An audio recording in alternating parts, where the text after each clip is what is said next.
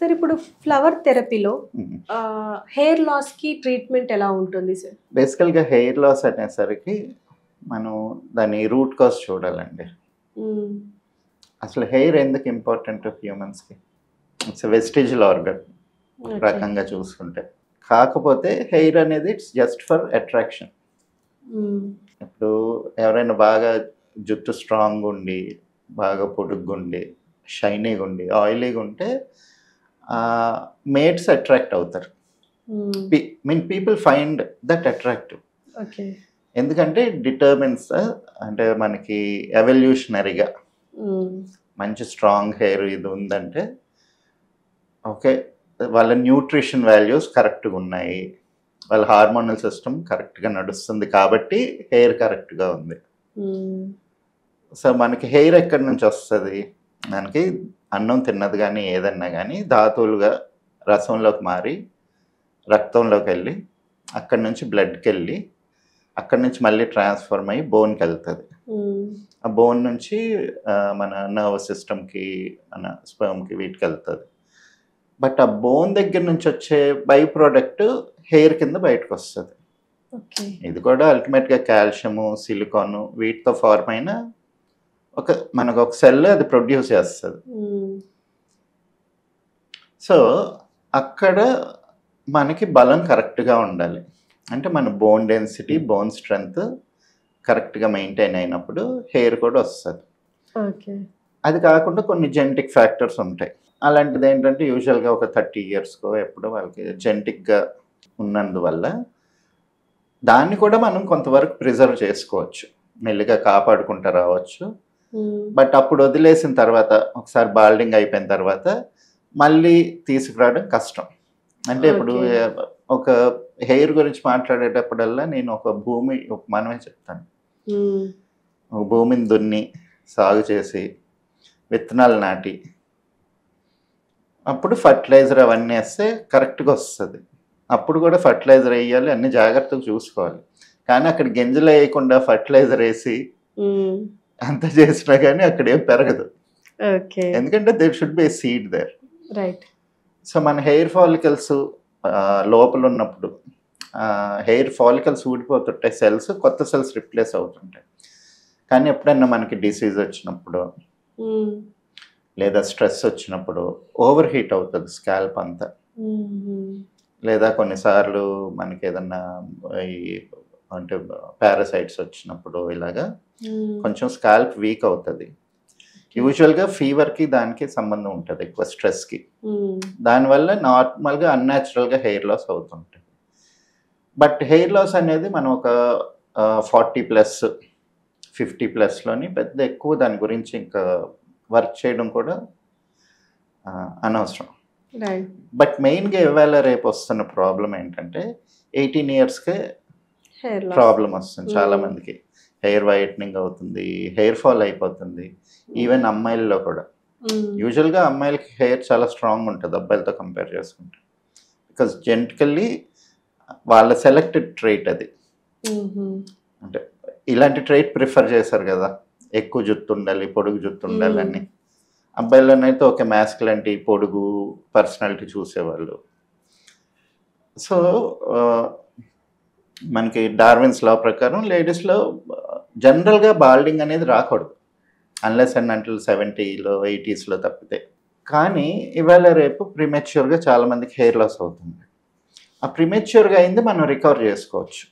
Okay. We can actually bring it back. Hmm. దానికి 2 aspects. ఒకటి hair fall, ఆ scalp strengthening. రెండోది intake of nutrients. Okay. మనకి మంచి ఫుడ్ ఏంటి? మంచి ఫుడ్ హ్మ్. కానిదేంటి? దానికి ట్రీట్మెంట్ ఎలాగా? సో, హెయిర్ లాస్ ఉన్న వాళ్ళలో 90% హార్మోనల్ ఇంబాలెన్స్ ఉంటది అమ్మాయిల్లో. హ్మ్. అదేంటి పీరియడ్స్ కరెక్ట్‌గా అవ్వవు. హ్మ్. సో, దాంతోనేంటంటే ఈ హార్మోనల్ యాక్టివిటీ లేడీస్‌లో బోన్ డెన్సిటీని డిటర్మిన్ చేస్తది. హుహు. సో, బోన్ డెన్సిటీ మారిపోతున్నప్పుడు ఆ బోన్ బై ప్రొడక్టే కదా హెయిర్. హ్మ్. అక్కడ రాదు. సో, ఇలాంటి వాళ్ళకి మనం నోటీస్ చేస్తే ఈవెన్ బాడీ హెయిర్ ఎక్కువ రావడం. సో వేరెవర్ మనకి తల దగ్గర ఉండదు కానీ బాడీ హెయిర్ ఎక్కువ అవుతుంటుంది. సో అది ప్రొడ్యూస్ అండ్ బై ప్రోడక్ట్ ఎక్కడి నుంచి వెళ్ళాలి కదా. రైట్. సో ఈజీ పాత్ వెతుక్కుంటుంది. ఇక్కడ మళ్ళీ వెళ్ళి అంత ట్రావెల్ చేసి హెడ్ దాకా వెళ్ళి అయ్యే కన్నా అదే రెండిటికి సిమిలర్గా ప్రాబ్లం ఉంటుంది. ఇంకొకటి ఏంటంటే కొన్ని డైట్ ఏదైతే తీసుకుంటున్నామో చాలా ఎండోక్రైన్ డిస్ట్రప్టర్స్ అలాంటివి తీసుకుంటున్నాం. మెయిన్గా చూస్తే మనకి poultry one of the biggest reason. Okay. ఇప్పుడు poultry it's no longer farming practice, it's an industry. మామూలుగా అయితే ఒక ఎకరంలోని మనం ఒక 100 కోళ్ళు 50 కోళ్ళు పెట్టుకోవచ్చు. ఇవాళ రేపు ఏమవుతుంది, ఒక పౌల్ట్రీ ఫామ్ పెట్టి ఒక ఎకరంలోనే వాడు ఒక 50,000 కోళ్ళు ఏమి పెడతారు టైర్ సిస్టంలో. సో దాన్ని మనం అక్కడ వాటికి వాడే యాంటీబయాటిక్స్ ఆల్మోస్ట్ హ్యూమన్ డోస్ కన్నా ఒక 10 times ఎక్కువ డోస్ వాడుతుంటారు వాటికి డిసీజ్ రాకుండా. అలాగే అవి జెనెటికల్లీ మాడిఫైడ్.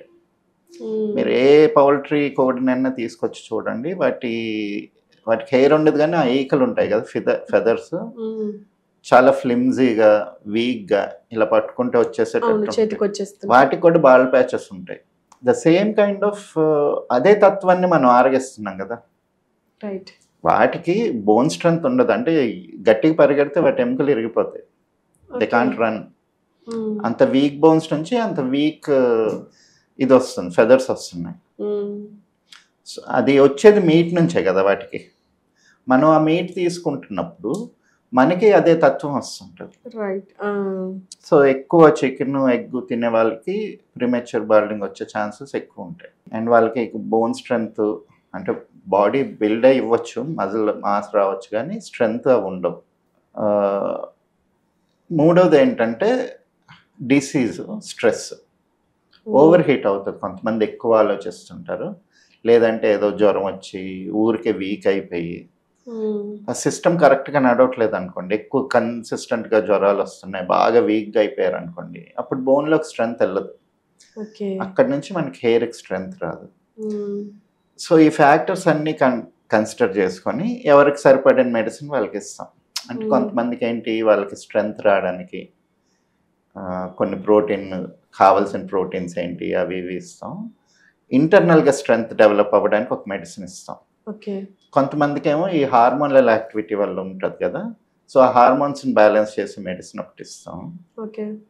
అది కాకుండా మనకి ఒక నాగకేసరం అని ఒక చెట్టు ఉంటుంది, దాని గింజలతోటి నూనె తీసిన దాంట్లో ఒక 10 different హెర్బ్స్ వేసి ఒక ఆయిల్ తయారు చేస్తాం అన్నమాట, హెయిర్ ఫాల్ని అరికట్టడానికి. అండ్ ఏదన్నా అంటే బాల్డింగ్ కాన్ ప్యాచెస్ దగ్గర హెయిర్ డెన్సిటీ పెంచి మళ్ళీ ఫాలికల్స్, అదే చెప్పాను కదా, మనం ముందు లోపల నుంచి గింజలు నాటగలిగితే బయట నుంచి ఫర్టిలైజర్ లాగా ఏదైతే ఇస్తామో అది హెయిర్ ఆయిల్. సార్ ఇప్పుడు ఈ కారణం వల్లే హెయిర్ ఫాల్ అవుతుంది అని చెప్పేసి ఎలా, అంటే ఏ టెస్ట్ల వల్ల మీకు తెలుస్తుంది? నాడీ చూస్తాం, అంటే పర్సన్ ప్రొఫైల్ చూస్తే తెలుస్తుంది కదా, వాళ్ళ ఏజ్ అంతా, వాళ్ళకి జెనెటికల్గా ఏదైనా ప్రాబ్లం ఉందా. సో ఇవన్నీ మనం ఒక పేషెంట్ని చూసి ఐడెంటిఫై చేసుకోవాలి. అంటే జనరల్గా అయితే ఇప్పుడు ఒక క్లినిక్కి వెళ్తే ఆ క్లినిక్లో వాళ్ళు ఏదో మిషన్లో పెట్టో లేకపోతే ఇంజెక్షన్ చేసో ఏదో రకరకాలుగా స్టంట్లు వేసి మనకి టెస్టులు చేసి చూపిస్తారు. ఏది చేసినా సరే అల్టిమేట్గా వాళ్ళు చెప్పేది ఏంటి, they are just looking at the scalp. They are not going deeper. ఎవరికైనా కానీ ఇంటర్నల్గా స్ట్రెంగ్త్ పెంచి ఆ బోన్ స్ట్రెంగ్త్ పెంచితే తప్పితే హెయిర్ రాదు. ఉన్న హెయిర్ని ప్రిజర్వ్ చేయడానికి తంటలు పడుతుంటాం. దానికోసం ఇవన్నీ టెస్టులు కానీ ఏదైనా కానీ వాళ్ళు న్యాచురల్గా ఏది చేయలేరు. ఇప్పుడు అన్యాచురల్గా పెట్టింది ఇప్పుడు న్యాచురల్దే మనం సస్టైన్ చేయలేనప్పుడు అన్యాచురల్గా ఇప్పుడు వేరే స్టెరాయిడ్స్తోనో లేకపోతే ట్రాన్స్ప్లాంట్తోనో చేసింది కాపాడుకోవడం ఇంకా కష్టం. సో ఆ జాగ్రత్త ఏదో ముందే తీసుకోవాలి ఎవరైనా కానీ.